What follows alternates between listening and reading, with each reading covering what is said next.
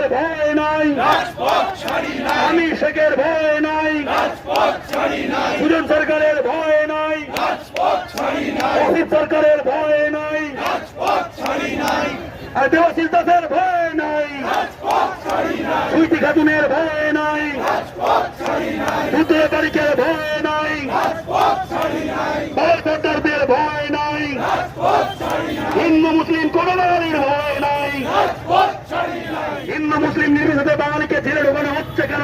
BJP জবাব দাও, BJP জবাব দাও, বাঙালি শত্রুরা জবাব দাও, বাঙালি শত্রুরা জবাব দাও।